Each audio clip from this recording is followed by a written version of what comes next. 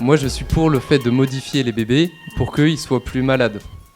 Ce qui va peut-être les rendre plus heureux. Après, j'ai pas dit que si on les modifie, ils seront heureux tout du long. Est-ce que ça nous laisse le droit de modifier des gens sur leur consentement avant même qu'ils soient capables de choisir ? C'est peut-être contraire à l'éthique, mais peut-être que ça va permettre aussi d'éviter des maladies et de permettre de partir sur une vie avec un état évolué et de permettre de mieux réussir dans sa vie. Si on remplace chaque partie de notre organisme par quelque chose qui nous permet de vivre plus longtemps, est-ce que ça fait de nous un humain encore ? Mais en fait, on avait défini l'humain par rapport au fait qu'il avait un esprit, une conscience. Donc à partir du moment où tu ne touches pas à cette conscience, on peut considérer que tu peux faire tout ce que tu veux physiquement. On a un autre argument, c'est le transhumanisme renforce les disparités sociales. Si tu l'interdis, tu peux pas savoir si ça va pas être encore pire. Tu peux pas dire il va y avoir plus d'inégalités et tu peux pas non plus dire il va y en avoir moins. Est-ce que nous améliorer physiquement va nous rendre plus heureux ? Tu veux toujours plus que ce que tu n'as. Moi personnellement je connaissais pas ce sujet et du coup ça nous a permis de se renseigner et d'apprendre des choses sur des choses qui vont se passer demain, qui sont très proches pour nous. Ça nous a mis en face d'une problématique qu'on ne s'est pas forcément posée en tant que jeune. Je connaissais le mot du transhumanisme mais je ne le connaissais pas en détail. On a mêlé la philosophie aux sciences, on a aussi on a vu la pièce de théâtre La mort est une maladie dont nos enfants guériront. Et c'est après qu'on nous a expliqué que par la suite de cette pièce de théâtre qui était justement sur le thème du transhumanisme, on allait en arriver à une finalité de débattre avec le lycée Saint-Sernin.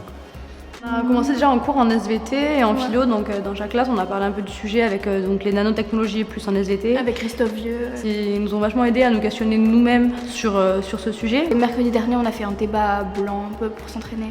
Mais c'est vrai que le faire avec une autre classe de notre lycée, c'était plus intéressant parce qu'il y avait donc d'autres idées auxquelles nous on n'avait pas pensé, donc ça nous a permis de plus réagir dessus. C'est ça, il y avait une vision différente et surtout d'autres arguments.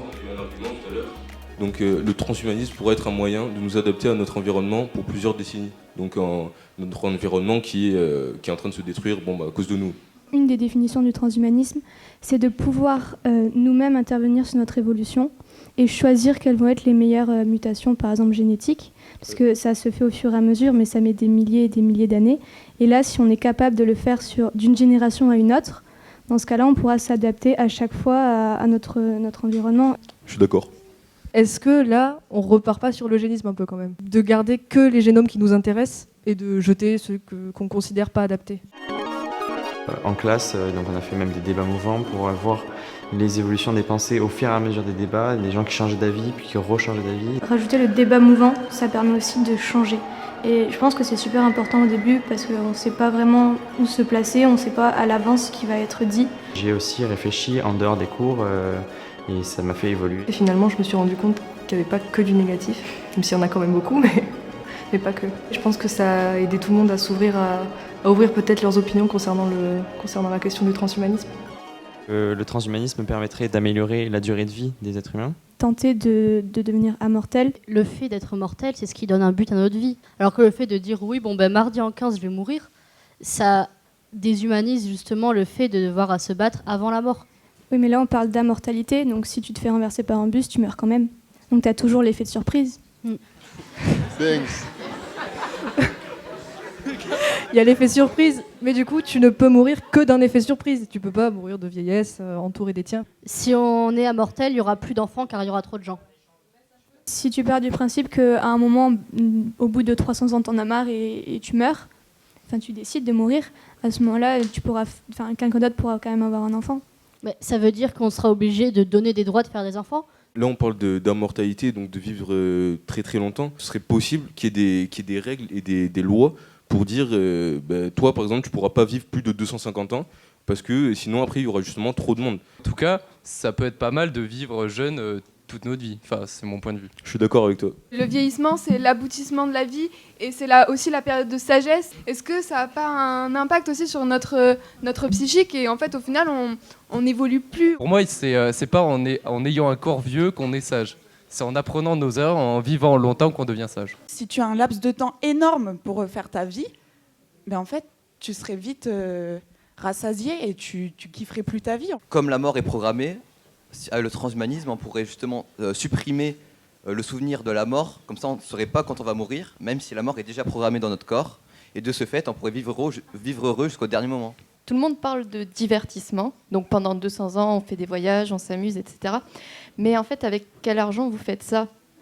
Parce que voilà, genre, il va falloir travailler à un moment. Donc vous allez peut-être passer, en fait, au lieu de faire que des voyages, vous allez passer peut-être 100, 150 ans à travailler. Est-ce que c'est vraiment intéressant de faire ça, en fait ? Moi, j'ai vachement aimé parce qu'il y a vraiment eu du dialogue. Il n'y avait pas forcément d'attaque personnelle entre lycées. Ce que je craignais un peu au début, mais c'était vraiment intéressant et on a pu communiquer facilement. En général, quand on débat, c'est avec nos copains ou à la pause, à la fin des cours, des trucs comme ça, mais sans plus. Enfin, moi, c'est un peu comme toi, ça m'arrive très rarement de débattre avec des gens comme ça ouvertement. On pense surtout aux problématiques qu'on a, les cours, les devoirs, tout ça. Ça change notre quotidien, ça nous ouvre d'autres horizons de faire des débats comme ça. Ça nous a lancé un processus. Personnellement, avant, j'étais pas du tout à l'aise à l'oral. Et donc, faire ce projet, faire ces débats, surtout que c'est un sujet qui m'intéresse beaucoup, je pense que ça m'a beaucoup aidé à m'ouvrir et à prendre la parole en public. C'est quelque chose à travailler et il devrait même y avoir des cours dans le lycée pour savoir comment s'exprimer, comment construire un débat et surtout faire avancer les choses. C'est surtout ça l'idée. Une question un peu pour vous tous. Vous ne pensez pas que les machines, les intelligences artificielles, elles pourraient décider du jour au lendemain de se rebeller contre l'homme et que ça fasse des guerres un peu homme vs machine, intelligence artificielle? Les robots, comme ils viennent de nous, on peut très bien mettre entre guillemets un bouton pour les désactiver, on aura toujours la main dessus. À partir du moment où on garde un contrôle total, les robots ils vont pas commencer à construire une société, des armes nucléaires et nous éliminer. Ça c'est l'imaginaire. Je vais reprendre les mots de Stephen Hawking qui dit que s'il y a un développement complet de l'intelligence artificielle, on arrivera à la fin de l'humanité. On peut prendre ça comme un avertissement. Le hacking, t'es sur que des machines, t'es pas à l'abri du hacking. Avant, je sais pas quand, mais on pensait pas qu'un avion puisse voler. Bon, et toi, tu n'imagines pas qu'une machine puisse se rébeller. Ça peut arriver. T'en sais rien aujourd'hui, mais ça peut se faire. Pourquoi ça ne se ferait pas? Si y a des gens qui en fait programment ces intelligences artificielles pour les guerres et pour en fait aller taper sur les autres, est-ce que du coup, ce serait utile de créer des intelligences artificielles? Le problème, il vient pas de la machine, il vient de l'humain qui le construit derrière. C'est comme un couteau par exemple, il peut servir à faire la cuisine comme à tuer. Le problème vient de nous, il vient pas de l'ordinateur.